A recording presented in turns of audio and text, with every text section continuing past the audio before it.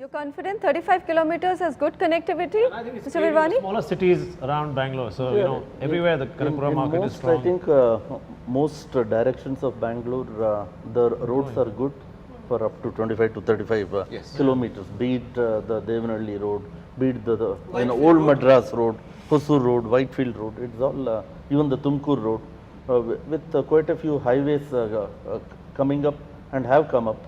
The approach is pretty good now. Okay, so now final question which everybody wants to know, will Bangalore continue to move in the range of in terms of pricing? So let's first take budget and then I will take a consensus on luxury. In budget, and we are talking about 50 to about 75 lakh homes, budget changes between a middle income or an upper middle income family, will prices have been growing at the rate of about 10 to 12% in the past? Ashish, do you think that's the rate they'll continue to grow in the future as well? I think for the major part, you would see a sustainable, reasonable, realistic growth of 10 to 15%. You may see certain pockets where you may see a heightened economic activity, certain infrastructure push, which you may see maybe something higher than the average, which may be closer to 20%. But otherwise, I think it'll stay around the 10 to 15%. What about luxury, Mr. Virvani? Where do you think the luxury market will go and how will?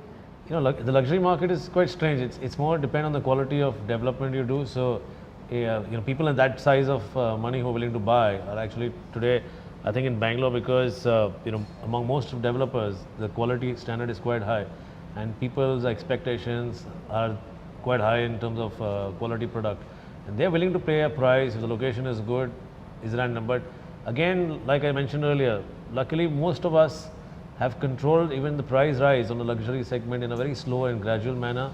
So we would rather sell 200 apartments than sell 20 apartments and jack up the price to a very high level, which becomes unreachable, which happens in a lot of other cities. Mr. Razak, is there a conscious strategy for luxury? It has to be seen, whether it's luxury, whether it's mid-income or whatever, if you adopt this cost plus strategy, and see, that plus could be anything. I mean, it could be what you want for your product. And ultimately, it's the ticket size that matters. Like you mentioned, the hoardings 4 crores and 5 crores. Now, why do you have the hoardings for 4 crores and 5 crores? That tells you a story that 4 crores and 5 crore homes need to be publicized. They need to be popularized, and there's not too many, buyers in that range. Right. Having said that, in the last month, like Mr. Sharma mentioned, from June onwards, they suddenly is a spurt in the activity in the buying of these high-end homes also. Really? Yes. That's interesting to know. So the buyers coming back to the luxury market? Coming back, and that is a good trend because any company will have all types of products, and this product was slow. But now when the buyers coming there, it gives us that much more confidence that look, now once this stock gets cleared, you can